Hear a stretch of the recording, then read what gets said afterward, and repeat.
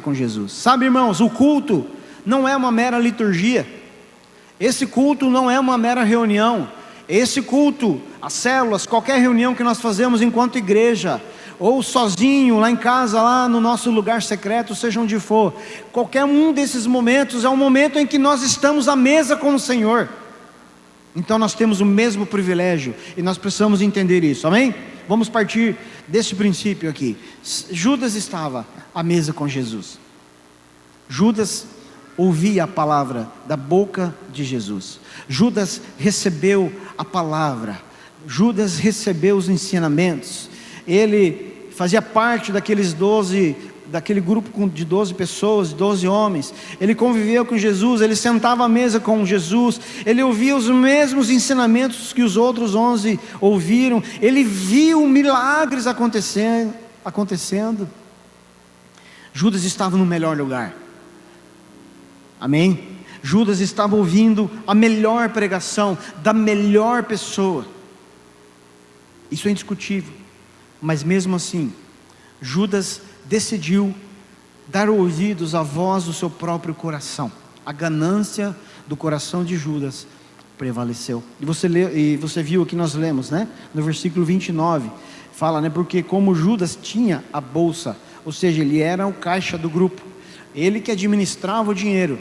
Todo o dinheiro que entrava, que eles recebiam, que alguém doava, era Judas que administrava. Olha a ironia, né? Mas eu quero que você entenda algo. Judas estava então no melhor lugar. Judas ouvia a melhor pregação da melhor pessoa. Você sabe, irmãos, hoje, eu repito, nós temos a mesma oportunidade. Quantas vezes nós estamos no melhor lugar? Hoje você está no melhor lugar. E o melhor lugar não é porque você está num espaço físico determinado, seja aqui ou em qualquer outra igreja. Não é isso que faz desse lugar o melhor. Você e eu estamos diante da melhor pregação, e o que faz a pregação ser a melhor não é quem está aqui no microfone, mas é a palavra que é pregada. Quando ela flui da Bíblia, da palavra de Deus, ela está centrada na palavra de Deus. Nós estamos diante da melhor pessoa. Você não está diante de um pastor, de um líder. Eu e você estamos diante do mesmo Jesus que estava naquela mesa com aqueles 12 apóstolos. A gente não pode esquecer disso. Portanto, assim como Judas decidiu dar ouvidos ao seu coração enganoso, mesmo estando no melhor lugar, ouvindo a melhor pregação, diante da melhor pessoa, nós também precisamos olhar para dentro de nós e procurar extrair qual é a nossa real intenção neste ambiente que nós tanto frequentamos. Irmãos, a questão de Judas não é a traição. Judas é conhecido como o traidor, e Judas virou uma expressão pejorativa de alguém que é X9, de alguém que entrega os outros, que trai os outros, que é desleal com os outros. Você é o fulano, é um Judas. Mas a questão do Judas não é a traição necessariamente. A traição de Judas era um mero sintoma. O mal do Judas era outro. A traição foi apenas esse mal aflorando de uma forma específica. A traição de Judas, ela foi esse sintoma de um verdadeiro problema que refletiu a partir de uma escolha que ele, num determinado momento, decidiu fazer, ou algumas escolhas que ele decidiu fazer. A traição é só um desfecho de um caminho que Judas escolheu, um caminho de independência, de autonomia, um caminho de resistência a não aprender, mesmo estando diante da melhor pregação, mesmo estando diante do melhor pregador, no melhor ambiente. Judas, mesmo estando exposto a tudo isso, ele decidiu não aprender, não receber, não assimilar, não absorver aquilo que estava sendo derramado a partir das palavras de Jesus. Judas é o perfil de quem está vivendo num ambiente apenas para suprir as ambições vorazes de um coração enganoso. Eu não sei se você já fez essa pergunta em relação a Judas. Como é que pode alguém estar num lugar como Judas esteve e mesmo assim ter um final como ele teve? Pois pense, repito aqui, a questão aqui, a gente gosta de valorizar ao extremo a atitude, não é valorizar, não é a palavra, né? Mas considerar de forma extrema a atitude de Judas. Mas eu preciso que nesse decorrer dessa palavra, assim como foi nos últimos 2 meses, outubro e novembro, que nós falamos sobre as cartas às igrejas, porque foi um tempo de ser confrontado. Com qual igreja eu me identifico? O que eu preciso melhorar? E quando a gente olha para Judas, a gente precisa trazer essa palavra para nós e nos expormos a ela e perguntar: será que eu também não estou fazendo como Judas fez? Será que eu também não estou desperdiçando a mesma oportunidade que Judas desperdiçou? Porque lembra, eu disse anteriormente, no comecinho agora, né? Nós temos a mesma oportunidade que Judas teve. Não, nós não somos diferentes. A única diferença é meramente física. Judas e os 11 discípulos, eles contemplaram Jesus com seus olhos carnais. Mas isso, no fim das contas, não muda nada. Porque Jesus continua aqui, desejando sentar à mesa comigo e com você e com cada um de nós. Então nós temos a mesma oportunidade. Então a pergunta é: o que eu e você estamos fazendo com essa oportunidade que nós temos de ouvir a melhor pregação da melhor pessoa, no melhor ambiente? O que torna isso tudo melhor? É quando Jesus está. Quando você vai para o teu quarto e abre a sua Bíblia, você está no melhor lugar, ouvindo a melhor pregação da melhor pessoa.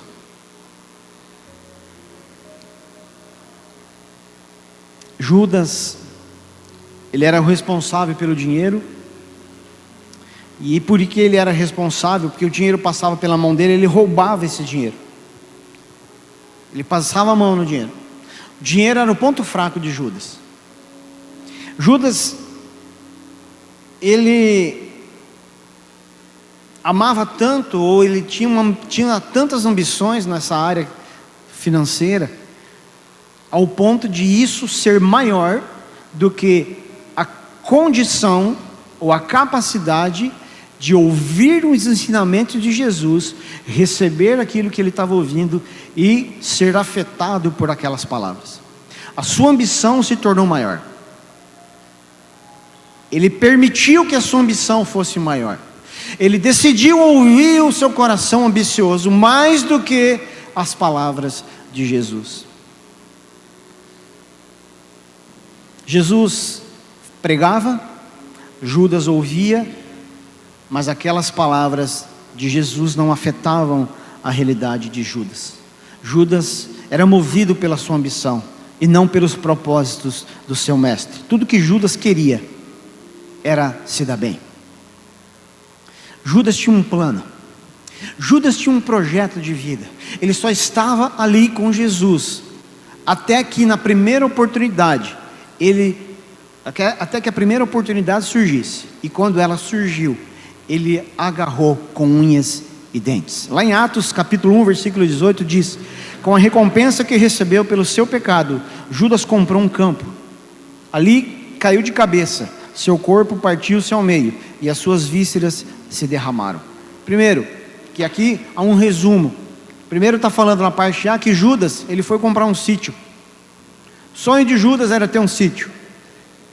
Judas estava sentado à mesa com Jesus, ouvindo as pregações de Jesus, e iam para lá e vinham para cá, e milagres, e maravilhas, e prodígios, e pessoas sendo alcançadas, e tudo que Judas conseguia enxergar, era o seu projeto de vida, era a sua ambição. Um dia eu quero ter meu sítio, um dia eu quero ter minha chacrinha, um dia eu quero ter o meu lugarzinho para mim, e não é pecado ter isso, veja bem, não é pecado ter isso, tá? Não entenda assim. Mas Judas colocou como o seu sonho, colocou o seu sonho como o seu maior projeto de vida. Qual é o seu maior projeto de vida? Responde para você hoje. Quando eu pergunto isso, nós estamos falando daquilo que é prioridade.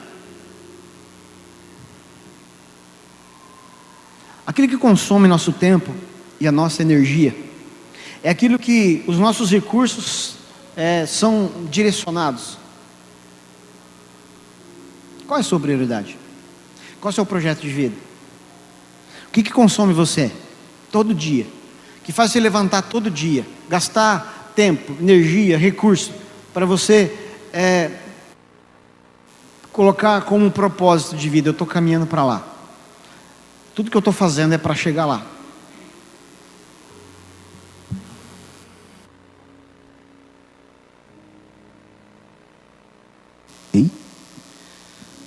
Qual que é o seu projeto de vida? Qual que é o nosso projeto de vida? Essa pergunta precisa ser feita por nós.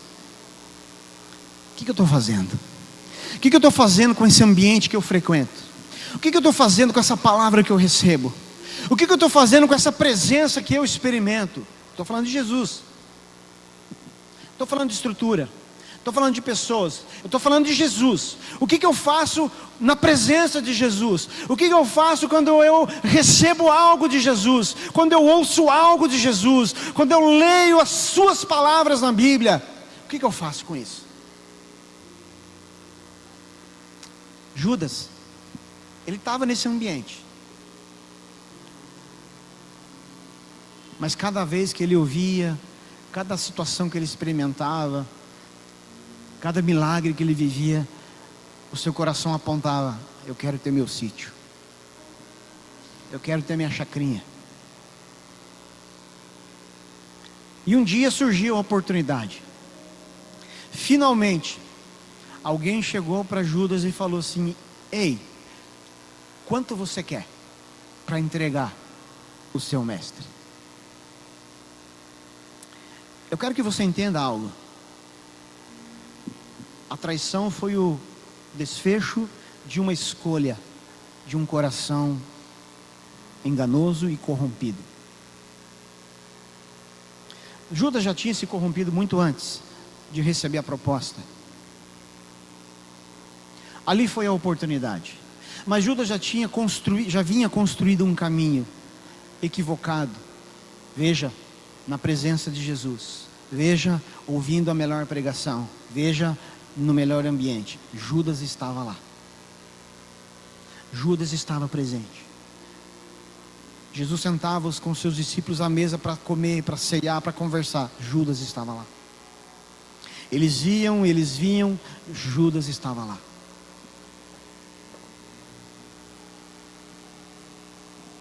Mas no seu coração, ele tinha muito bem definido o que ele queria. A primeira oportunidade que aparecer, eu não vou desperdiçar. Sabe, irmãos, pessoas que vivem em busca de oportunidades, elas vão negociar suas convicções facilmente na primeira oportunidade que aparecer. E eu vou falar para você e eu sabemos, as oportunidades vêm, as seduções vêm, as oportunidades sedutoras de lucro fácil, de resultados imediatos. Para que sofrer? Faz isso, faz aquilo, é mais fácil. Para que você está sofrendo, se desgastando desse jeito? Olha aí. Judas era um cara assim. E um dia a oportunidade bateu a porta de Judas. E aqueles religiosos chegaram para Judas e perguntaram: quanto você quer? E ali começou-se uma negociação. A Bíblia não entra nos detalhes. mas talvez começou-se a falar valores, não sei se já foram direto a valores, mas chegaram em 30 moedas de prata. Era um valor razoável, deu para comprar um sítio. Quando Judas recebeu a proposta, 30 moedas de prata. Uau! Vamos pensar Judas no pensamento. Vamos pensar Judas, o tanto de pensamentos que veio na mente em fração de segundo. O que eu posso fazer com 30 moedas de prata? Meu Deus do céu! Uma vez eu recebi uma proposta parecida. Era um projeto. Várias pessoas estavam concorrendo nesse projeto, era um concurso.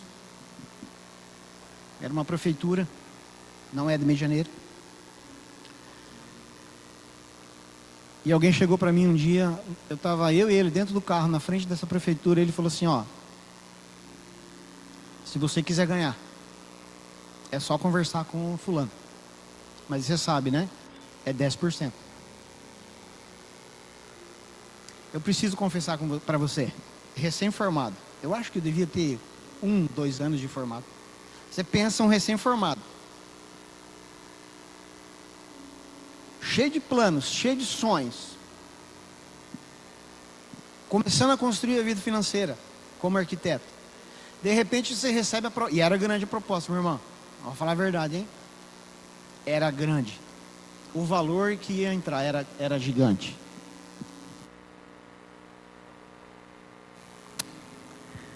Era sedutor, era tentador.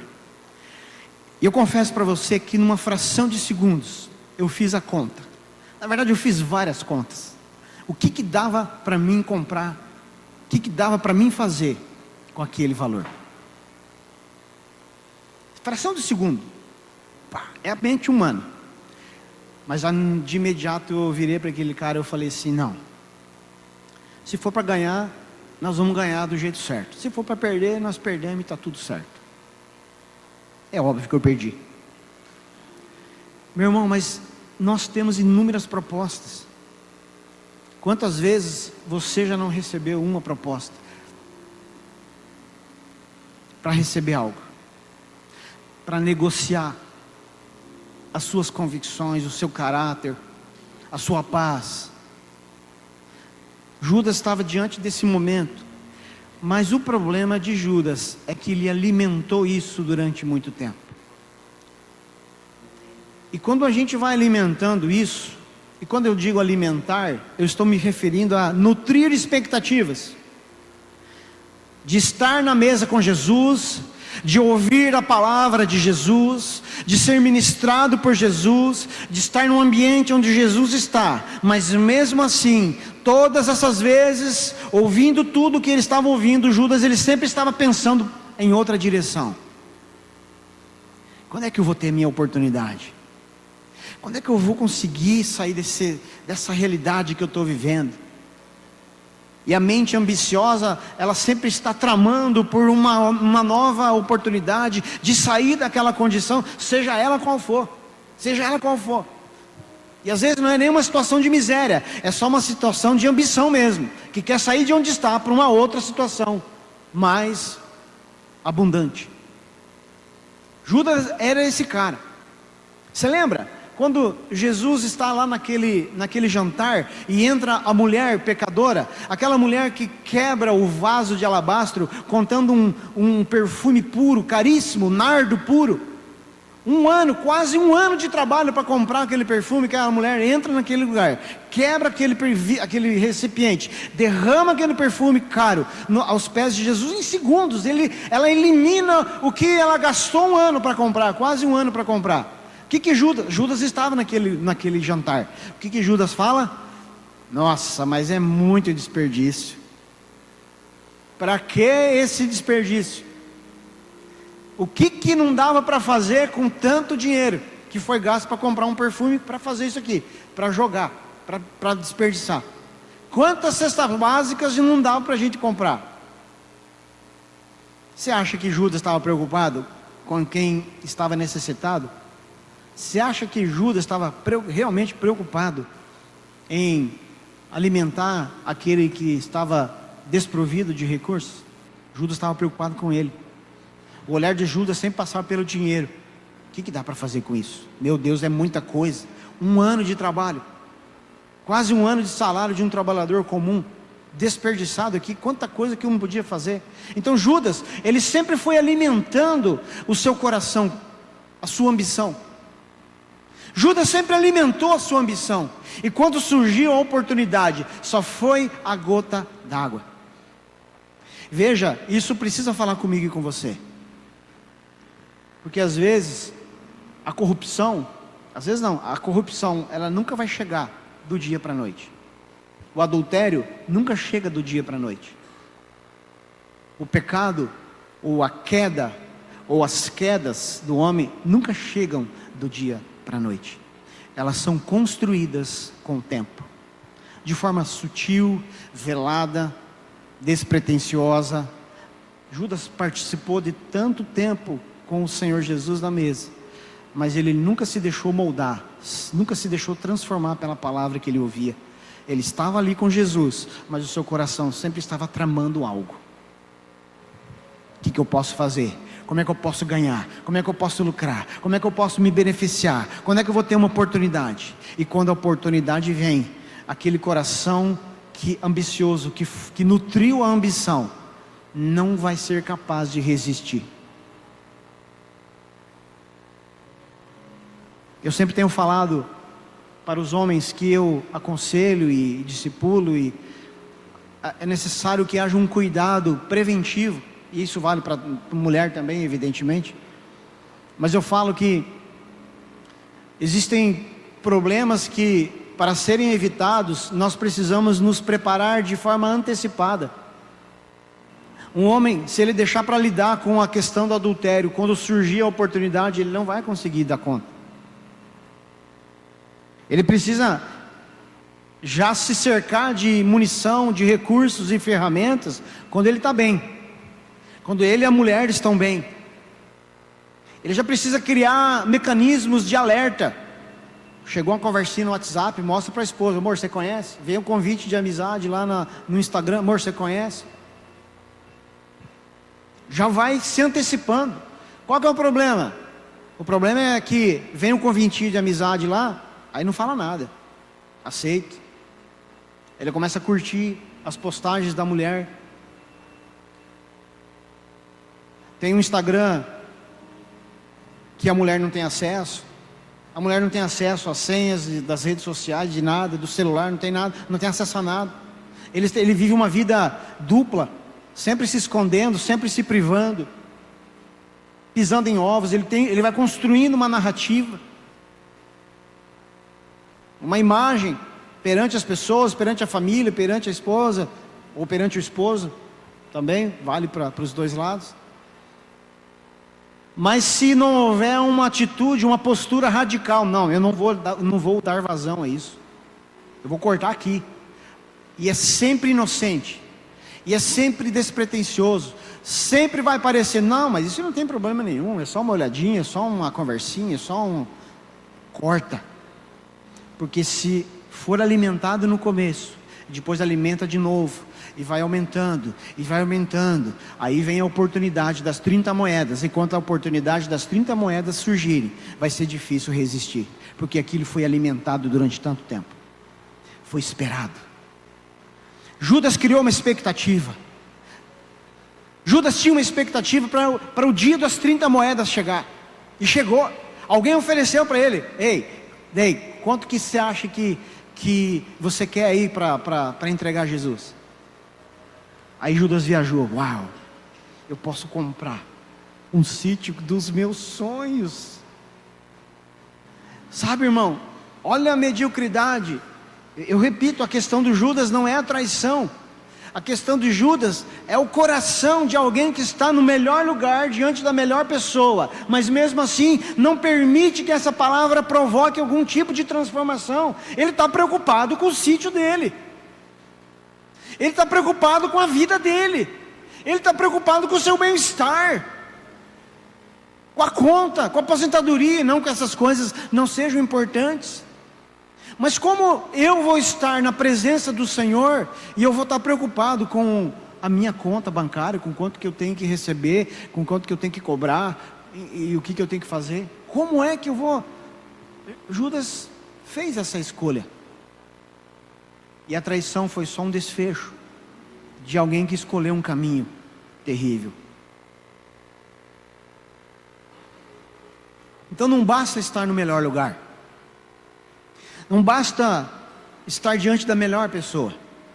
Não basta ouvir a melhor pregação. O que conta é quais são as respostas nós daremos a isso tudo, a essa exposição.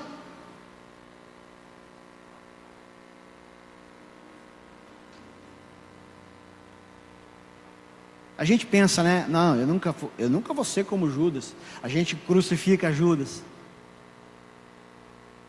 Judas, você merece.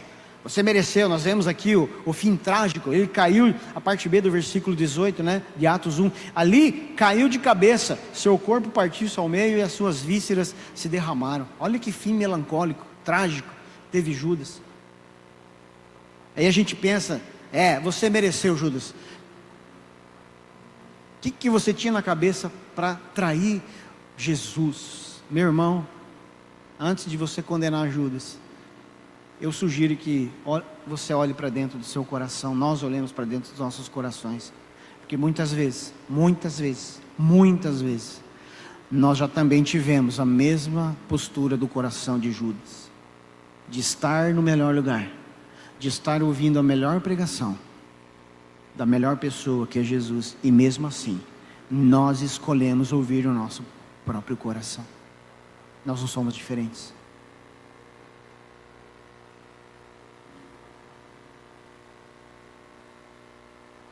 Quando nós estamos na mesa com Jesus, ouvindo a sua palavra, recebendo aquilo que Ele derrama sobre nós, mas ainda assim, nós decidimos ouvir o nosso próprio coração, nós estamos agindo como víboras. Vou explicar para você. Eu quero que você vá lá em Mateus capítulo 3, do versículo 7 até o versículo 9.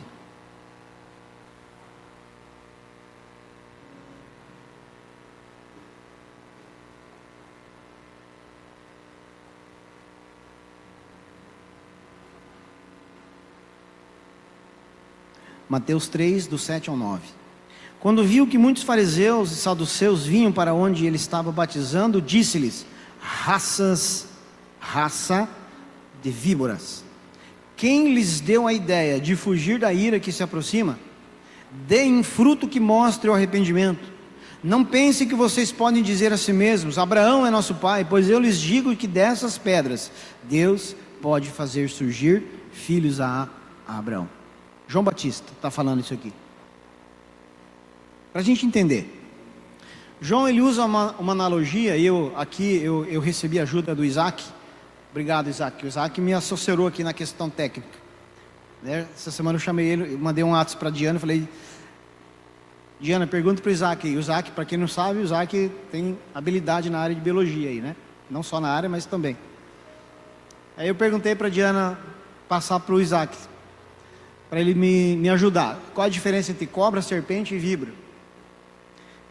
E é interessante porque a gente lê esse texto aqui, né, e a gente acha que João Batista está chamando aqueles fariseus de cobra, simplesmente. Mas não é só isso. A gente precisa entender que existe uma diferença entre víbora e cobra ou serpente. João usou essa analogia, raça de víboras, porque havia um motivo específico. Víbora são diferentes, né, de outras cobras, porque elas não colocam ovos, elas não são ovíparas. Ao invés disso, as cobras filhotes, elas ficam ali incubadas dentro de suas mães e surgem dela como pequenas cobras. Esse processo incomum levou as pessoas da antiguidade a concluir em que essas cobras filhotes comiam o interior da mãe para poder sair. A analogia de João era uma acusação chocante. Vocês são como um bando de cobras filhotes, comendo a mãe por dentro, destruindo justamente aquilo que lhes dá a vida. Quando João está falando para religiosos aqui, os fariseus, Ele está falando assim, ó, vocês estão se aproveitando desse ambiente que deveria provocar outro tipo de efeito. Vocês estão comendo a mãe por dentro. Vocês estão comendo a igreja por dentro. Vocês estão se aproveitando da igreja por dentro. Que é basicamente o que Judas estava fazendo daquele privilégio de desfrutar da presença de Jesus. Ele estava na presença de Jesus. Estava como chamado, como um dos 12 apóstolos ali, um dos discípulos de Jesus. Mas no entanto, ele decidiu se aproveitar daquele ambiente em benefício próprio. Raça de víboras. A igreja não é uma organização que existe para ser um trampolim para a influência, sucesso ou riqueza. Eu e você, nós não estamos numa igreja para benefício próprio. Não estamos, não que isso não seja uma consequência, mas o propósito maior não é esse. O propósito maior é receber aquilo que Jesus está derramando, é receber a sua palavra, os seus ensinamentos, as suas promessas, entender os seus propósitos. Esse é o propósito principal, esse é o propósito maior. E aquele que usa da igreja para benefício próprio é como uma cobra filhote que destrói aquilo que foi designado por Deus, destrói por dentro, corrói por dentro, implode, destrói. É uma sabotagem. E como nós temos pessoas assim no meio das igrejas por aí afora, pessoas que estão sentadas ouvindo a mesma palavra que todos, mas fazem escolhas baseadas em um desejo de um coração corrompido e equivocado, como Judas não. Esse precisa ser o nosso clamor, meu irmão. E quando nós clamarmos isso, Senhor, como Judas não, ele não pode ser um clamor que aponta para o outro irmão. Não, esse precisa ser um clamor que aponta para mim. O seu clamor precisa apontar para você. O meu clamor aponta para o meu coração, Senhor, como Judas não. Eu não quero desperdiçar o que eu estou ouvindo. Eu não quero desperdiçar o que eu estou recebendo, o que está sendo derramado, como Judas não. Senhor, tem misericórdia de mim. Eu não quero ser um Judas que está na sua presença e não faz nada com isso. Senhor, por favor, tem misericórdia de mim, como Judas não. Deus, eu quero chamar aqui o Marciano e o Márcio já para ficar aqui apostos aqui atrás. Nós vamos fazer uma dinâmica. Meu irmão, quanta palavra Judas não ouviu? Você tem noção? Quantas palavras Judas ouviu de Jesus? E não era a mesmice, era uma palavra nova a cada dia era uma novidade, a cada dia era um novo ensinamento, a cada dia era uma nova direção, a cada dia uma nova promessa, uma nova palavra. Meu Deus, quanta palavra que aquele homem ouviu, deve ter ouvido de Jesus, uma novidade, algo novo, dia após dia. Aí lá em Hebreus capítulo 8, versículo 13 diz assim: chamando nova esta aliança, ele tornou antiquada a primeira, e o que se torna antiquado e envelhecido está a ponto de desaparecer. Olha a forma como Deus enxerga as coisas novas e as coisas que ficaram. Aqui no versículo 13 de Hebreus 8, ele está falando da aliança velha e da nova. E ele está dizendo, veja, aliança, da velha aliança, algo que ele mesmo instituiu, algo que ele mesmo estabeleceu. Agora ele está falando da nova. E ele está falando, a nova aliança se torna antiquada e envelhecida. A velha aliança se torna antiquada e envelhecida diante daquilo que eu quero fazer de novo. Judas estava exposto a essa realidade. Tudo aquilo que ele ouvia num dia, ele recebia num dia, fez sentido naquele dia, ou deveria fazer sentido num dia, e no outro dia tinha uma outra palavra, tinha uma outra pregação. E o novo de Deus, ele gera esse aspecto, de forma que aquilo que passou não é desprezado, ou não se torna desprezível, mas se torna antiquado diante da novidade que Deus deseja liberar. E o nosso foco não pode estar naquilo que fica antiquado e envelhecido, mas naquilo que Ele quer derramar, no novo que Ele quer liberar sobre as nossas vidas, que é tão grandioso, é tão poderoso, ao ponto de tornar o que Ele fez antiquado e envelhecido. Quando Ele derramava o maná, Ele falava assim: ó, pega maná só para hoje, porque amanhã eu vou fazer de novo. Eu vou fazer de novo. Sabe, irmãos, eu quero que você vá lá em Mateus 13. Eu quero fazer uma dinâmica aqui para você, para nós sermos abençoados. Mas antes da dinâmica, eu quero ler Mateus 13, do 3 ao 9. Vai lá comigo.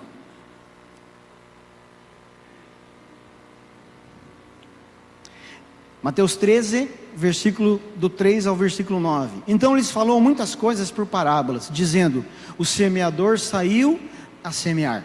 Enquanto lançava a semente, parte dela caiu à beira do caminho, e as aves vieram e a comeram. Porque dela caiu em terreno pedregoso, onde não havia muita terra, e logo brotou, porque a terra não era profunda. Mas quando saiu o sol, as plantas se queimaram e secaram, porque não tinham raiz. Outra parte caiu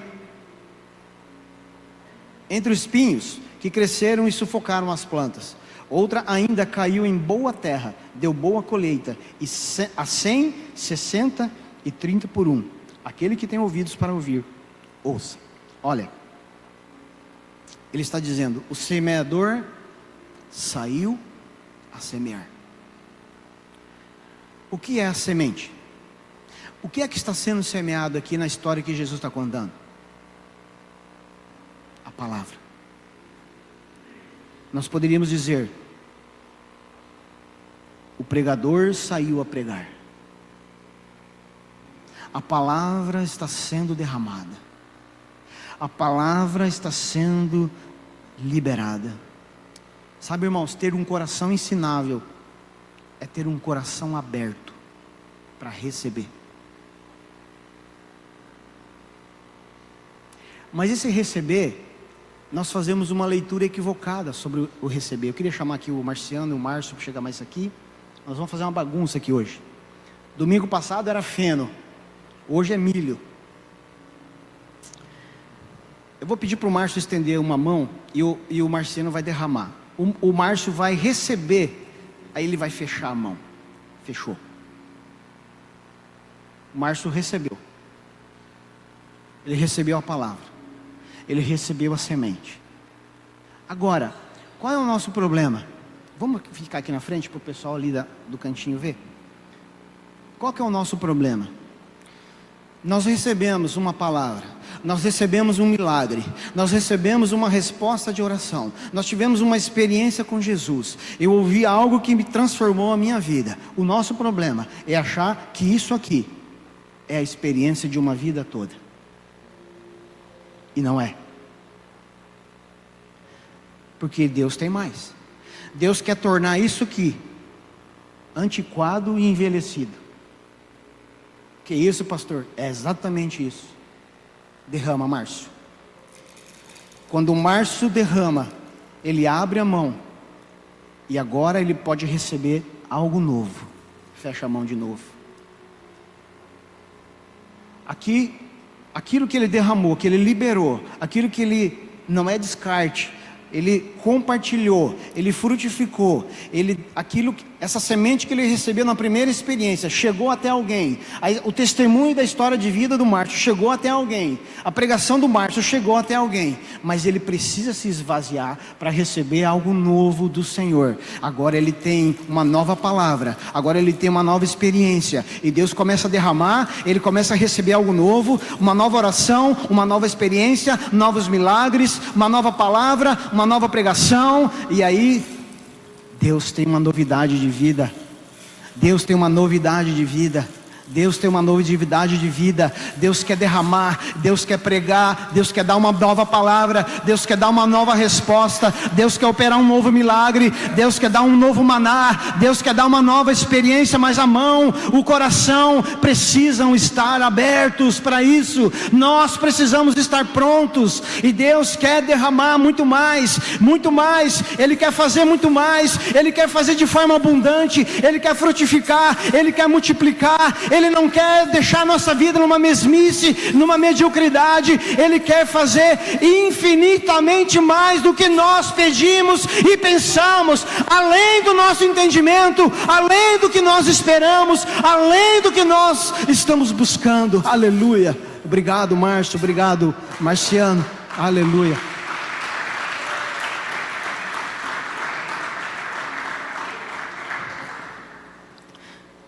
A pergunta que eu e você precisamos fazer: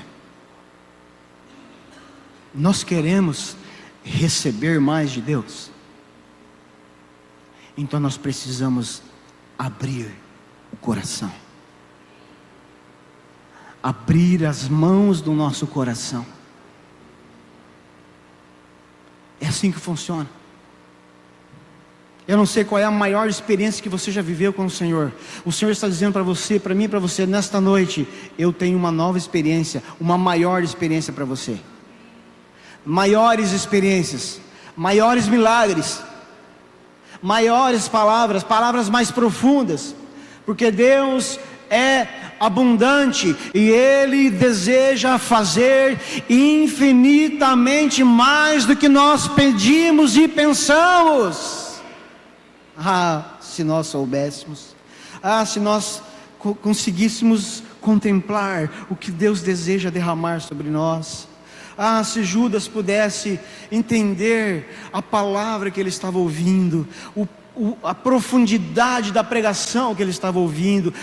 Se Judas pudesse entender o ambiente que ele frequentava, a pessoa com quem ele convivia.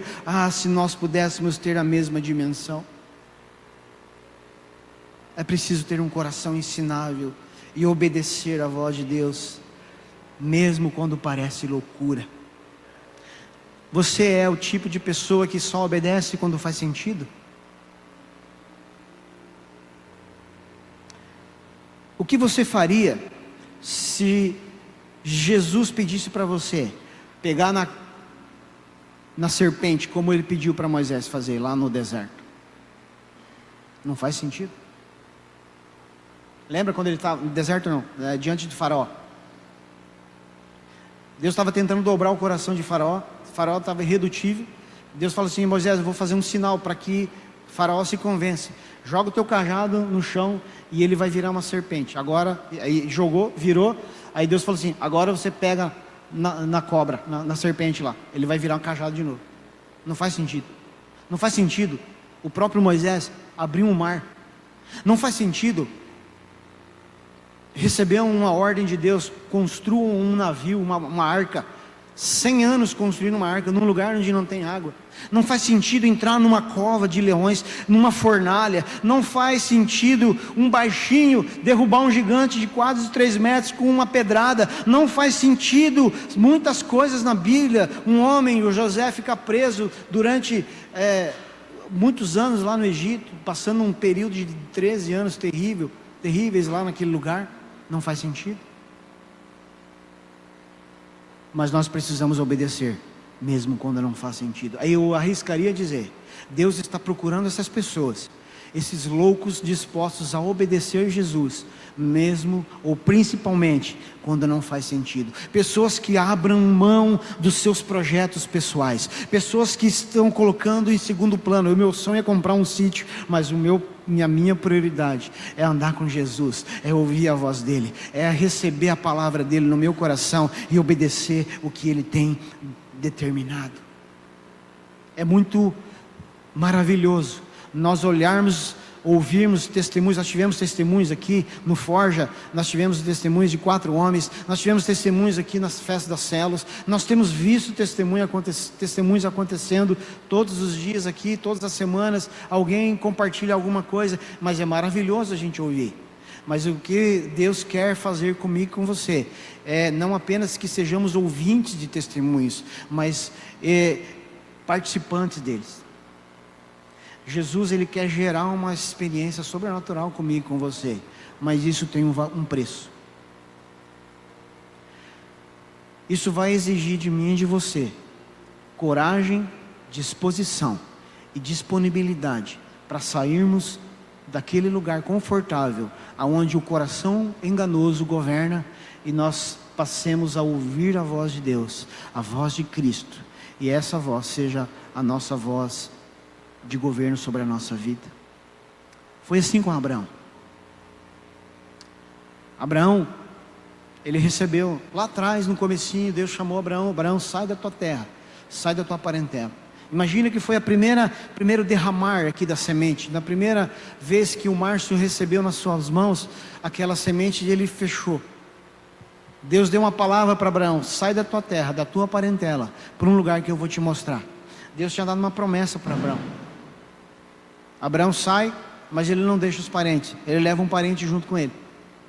Ele obedece parcialmente. Lá na frente, Deus chama Abraão de novo. E agora o pedido é mais exigente: Abraão, agora eu quero que você dê o seu filho, o único filho, em sacrifício a mim. Dessa vez, Abraão obedece integralmente. Então ele pega o seu filho Isaque, vai no alto do monte, e lá ele prepara o sacrifício. E quando ele está pronto a descer a adaga, Deus grita com ele, dizendo que ele não precisava fazer aquilo mais. Agora eu sei. Deus está dizendo, não é que Deus descobriu alguém que é fiel. Não, Deus já sabia. A sua presciência já dizia o que Abraão faria. Mas Abraão ainda não tinha acessado esse nível que Deus já contemplava. Então Deus fala, é como que Deus falasse para Abraão: agora Abraão, agora você está pronto. Agora eu posso confiar em suas mãos algo maior. Agora eu posso colocar em suas mãos algo muito mais profundo, muito mais significativo, muito mais relevante. Meu irmão, é uma coisa muito fácil, é nós ficarmos assistindo testemunho e ficar pedindo para Deus fazer igual. Outra coisa é a gente se expor à palavra do Senhor e nós começarmos a buscar de forma vivencial e experimental uma nova experiência com o Senhor, sendo liberto ou passando pelo livramento dentro da fornalha, dentro da cova dos leões. A gente muitas vezes está buscando um evangelho, o evangelho do Instagram. O evangelho do Instagram, eu já falei sobre isso aqui recentemente. O evangelho do Instagram é aquele evangelho que tem uma face só, um ângulo só. Ele não é completo, ele não é integral, ele não é pleno. E eu e você precisamos sair deste lugar, urgente. Nós precisamos abrir a mão do nosso coração para receber algo novo de Deus. Entenda, se eu fizer essa dinâmica todo dia, Deus vai liberar algo novo sobre a minha vida. Mas eu tenho que ter coragem de abrir mão do que Ele derramou. E é difícil, porque parece que Deus não vai fazer mais. Mas eu vou inverter a lógica. Ele só não faz mais porque nós não estamos prontos. Nós não estamos com as vasilhas vazias. Nós não estamos com as mãos abertas, o coração não está disponível, o coração não deseja, como Judas, estava ouvindo a melhor pregação, do melhor pregador, na melhor igreja, mas o coração estava fechado, irredutível, resistente, engessado, calcificado, como que dizendo, essas palavras aí é conversa para boi dormir, eu sei muito bem o que eu quero, eu já sei o que eu desejo, eu estou aqui só para cumprir tabela, mas eu já sei, eu já tenho meu projeto de vida. Na primeira oportunidade que aparecer, eu vou sair desse lugar. Urgente, filho pródigo, pai, me dá o dinheiro, eu não quero a sua presença, eu só quero o seu dinheiro, me dá o dinheiro que eu vou sair da sua casa. Eu já tenho um projeto de vida, eu já sei o que eu vou fazer. raça de víboras. De novo João Batista falando para mim e para você. Você está se aproveitando de um ambiente que deveria te transformar, e você está implodindo esse lugar, esse ambiente. Misericórdia de nós. Moisés, ele se torna um filho adotivo. Ele vai ser criado pela filha do faraó. E a Bíblia diz, lá em Hebreus, não lembro a referência agora, mas lá em Hebreus diz que Moisés, ele abre mão dos privilégios da casa do faraó, e ele decide viver com os seus. E ali ele começa a ter um processo. Irmãos, ser afetado pela palavra, pela presença do Senhor, é um processo constante. Não é de uma vida só, não é de um culto, uma vida só, perdão, não é de um culto só, não é de uma experiência só, é de uma vida toda. Mas tudo que a gente quer é só uma experiência. Eu quero me emocionar, eu só quero dar uma chorada no culto, no louvor, e eu vou para casa e tudo bem, tudo certo, vida que segue. Não é isso que Deus quer. Não é isso que o Senhor deseja para mim e para você, comigo e com você. Ele deseja uma vida. Ele deseja uma vida, derramar todos os dias algo novo, liberar algo novo todos os dias, novidade de vida, um fluxo de vida, algo que traz uma novidade a cada dia, uma misericórdia que se renova a cada manhã, uma novidade de vida, crescendo, aperfeiçoando, amadurecendo. Aí Moisés vira o grande libertador, Moisés vira um amigo de Deus. Mas ele teve que abrir mão, ele teve que renunciar, ele teve que descartar certas oportunidades, tudo para ter a presença. E lá na frente ele fala, no meio do deserto: Deus, se a tua presença não for comigo, não me faça sair desse lugar. Moisés finalmente ele encontrou, depois de um processo, ele abriu mão do palácio, ele abriu mão dos manjares, das riquezas, dos privilégios do palácio do faraó, para viver no deserto, mas na presença do Senhor. Judas estava nessa presença, mas tudo que ele queria era o sítio dele. E às vezes a gente está querendo muito menos do que um sítio. Às vezes a gente está trocando a presença, a gente está traindo a presença por muito menos do que isso. Qual voz? Eu quero chamar o pessoal do louvor já. Qual voz você está ouvindo? A voz de Jesus ou a voz do seu coração enganoso? Quem você está escolhendo? Quem nós estamos escolhendo ouvir?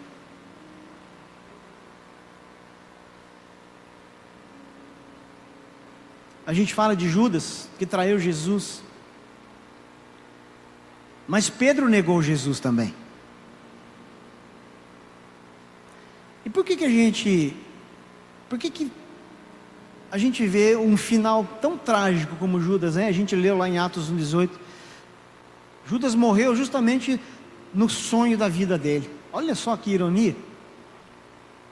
O sonho de Judas era comprar a chacrinha dele, o sítio dele. Vou criar umas ovelhas, vou fazer um açude, colocar umas tilápia, vou descansar, vou curtir a minha vida daqui para frente. Judas não conseguiu desfrutar da recompensa que ele teve por ter entregue Jesus. Pelo contrário, foi naquele lugar que ele comprou que ele morreu. E aí tem outro texto que fala que Judas foi e enforcou-se, né? Aí você leu aqui que ele caiu de cabeça. Um texto complementa o outro. Então ele se enforcou, arrebentou. Os teólogos dizem, né? Há um consenso teológico aí, diz que ele teria se enforcado, mas a corda arrebenta, ou a estrutura lá não suporta, e ele cai desfiladeiro abaixo, e as entranhas, as suas vísceras são espalhadas todas ali. Quando ele cai, ele parte a cabeça. Foi terrível, a cena terrível, no sítio dele, no lugar que ele comprou com as 30 moedas que ele recebeu por ter negociado a presença, por ter negociado a voz. Pedro nega Jesus 3 vezes. Jesus morre, Jesus é sepultado, Pedro acha que tinha acabado para ele. Pedro, é como se ele dissesse: eu vou voltar a pescar. Esse negócio de virar pescador de homens aí não deu certo. Eu entrei numa furada. E ele volta a pescar. Jesus ressuscita. E Jesus vai atrás de Pedro. Como que dizendo: Pedro ainda não terminou. O processo ainda está em curso. Eu ainda não terminei com você. Então Jesus vai lá onde está Pedro, traz Pedro de volta. E depois desse retorno, e aqui é a diferença entre Judas e Pedro. Pedro voltou. Pedro restabeleceu o contato, a comunhão, a conexão com Jesus. Pedro sentou à mesa de novo. Pedro sentou à mesa de novo e falou assim: eu vou ouvir, eu vou receber, eu estou pronto, eu estou disponível, eu estou aberto, a minha mão está aberta, o meu coração está aberto. O que o Senhor tem para falar dessa vez? Eu entendo, eu achei que tinha terminado, mas eu entendo, eu vou voltar então, eu estou pronto a ouvir de novo, a receber de novo, a ser ministrado de novo, a ser ensinado de novo, a ser enviado. Eu acredito sim, o Senhor não terminou comigo, o Senhor não errou comigo. Qual é a próxima palavra? Então Jesus fala, não para Pedro apenas, mas para um grupo de pessoas: ficar em Jerusalém, esperar em Jerusalém, até que do alto sejais revestidos de poder. Pedro estava naquele lugar. Pedro estava naquele lugar, no evento que nós conhecemos como Pentecostes. O Espírito Santo foi derramado, o Espírito Santo foi liberado. Naquele lugar, quando os céus olharam para aquele lugar, havia um grupo de pessoas com as suas mãos abertas, esperando ardentemente, na expectativa pelo novo de Deus, pelo próximo derramamento, pela próxima palavra, pela próxima experiência. E aquele evento foi marcante na vida daquelas pessoas. O próprio Pedro, depois, em pregações, 3.000, 5.000 pessoas se convertendo. Por quê? Porque Pedro se reconectou. Pedro decidiu continuar.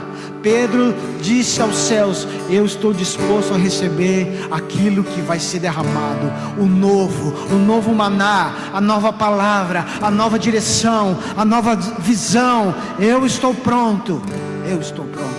Eu quero convidar